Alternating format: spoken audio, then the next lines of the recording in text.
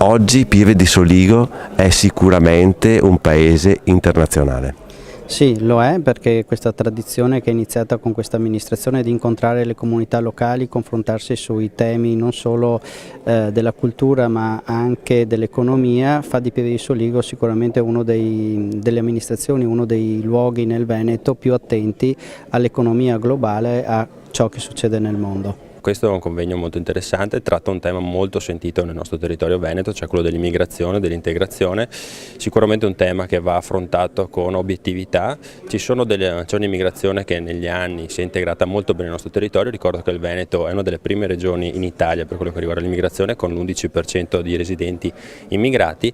Questi immigrati si sono costruiti una famiglia, si sono costruiti un lavoro nel nostro territorio e vivono assolutamente tranquilli. Cosa diversa invece per gli ultimi arrivi negli ultimi anni, dove abbiamo visto molte persone arrivare senza un inserimento lavorativo, senza la possibilità di integrazione, cosa che ha portato a molte tensioni sociali. Ecco, nel convegno di oggi sicuramente questo è un aspetto che sottolineerò, in quanto il lavoro è il tratto fondamentale per dare la possibilità a queste persone che decidono di arrivare nel nostro territorio per integrarsi e far parte della nostra comunità. La nostra industria è un'industria importante, io sono qui in rappresentanza dei 3.300 associati che abbiamo, industria etica perché noi effettivamente creiamo sviluppo, coesione sociale, perciò io penso questo sia fondamentale e come ho detto anche a questo convegno è importante che si impari a voler sempre più bene alle nostre imprese. Nelle nostre imprese c'è un'infrastruttura importante, ci sono delle organizzazioni e chiaramente le regole sono importanti e fondamentali da rispettare.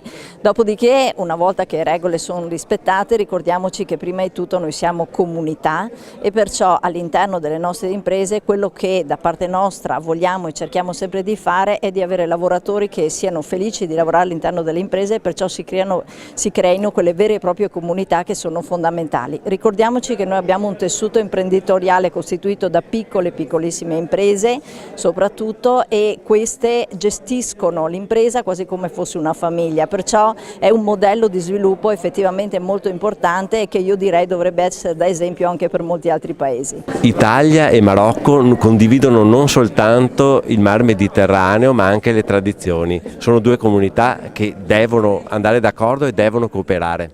Exactement, en effet, le Royaume du Maroc e l'Italie sono due pays che partagano ha totalmente ragione, infatti il Regno del Marocco e l'Italia condividono delle tradizioni, una storia che data di molti anni fa. Ha ragione lei quando dice che non condividono i nostri due paesi solo il Mediterraneo, in effetti condividono molte cose, condividono molte tradizioni, condividono la storia. Personalmente mi affascina molto la storia dell'Italia che ha molti punti in comune anche con il nostro paese e questo è il motivo secondo me alla base del fatto che la comunità marocchina così fortemente rappresentata in Italia non ha grosse difficoltà ad integrarsi perché fondamentalmente la comunità marocchina vive nel suo secondo paese che è appunto l'Italia. La collaborazione tra il Veneto, tra Pieve di Soligo e il Senegal funziona bene da anni, è un modello che si può esportare anche altrove. Senz'altro è un modello da copiare, come si dice, e non fa male copiare certe cose che si fanno sul territorio di Pieve di Soligo. I rapporti sono eccellenti direi, anzi prima l'avete sentito in rappresentanza all'ambasciatore del Senegal a Roma che dovrà venire qua con il presidente di una regione del Senegal proprio per copiare il modello e intrecciare delle relazioni fruttuose per il paese, quindi molto importante, molto interessante direi. La Macedonia è un paese in continua crescita, un paese che entrerà nell'Unione Europea, un paese che da anni collabora con l'Italia.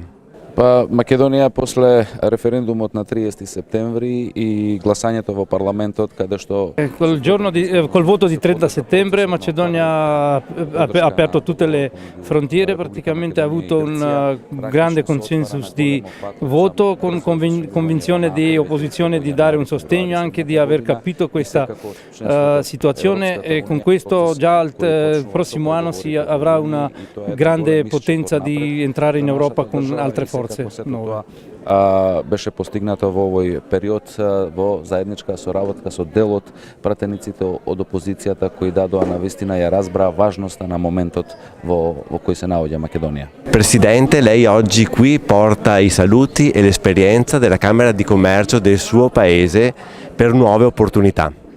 Нашата комора La Comora sostiene 2000 imprese. И претежно сме одвоени на... Sono 10 settori, di quale il settore di edilizia è molto forte. Во нашата стопанска комора. Поентата на... Questo oggi ci è servito di fare un confronto per aprire un'opportunità per la gente che emigra, di fermare tutto questo di una collaborazione insieme con l'Italia e Macedonia. Младината која ја напушта државата и иде кон европските држави. Ние како комора сме засегнати. Sarebbe un'opportunità che i due governi si mettano d'accordo anche di fermare questa immigrazione in Macedonia anche per bisogno delle imprese macedoni, di collaborazione insieme. Можности за нашите вработени да останат во државата и да ја развиеме нашата економија. Тоа може да се постигне. Sarebbe giusto anche che il governo italiano sostiene questo ritorno degli migranti in Italia, sostenendoli anche di dargli del frutto che loro hanno fatto per il governo macedone e per l'Italia, di dargli qualcosa come aiuto di tornare nei loro paesi, di reinvestire. Кон државата да им ги врати за возврат за инвестиции во матичната држава од кај што потекнуваат. Lei rappresenta una comunità molto laboriosa e molto ben inserita in Italia, questo per lei è un motivo sicuramente di orgoglio.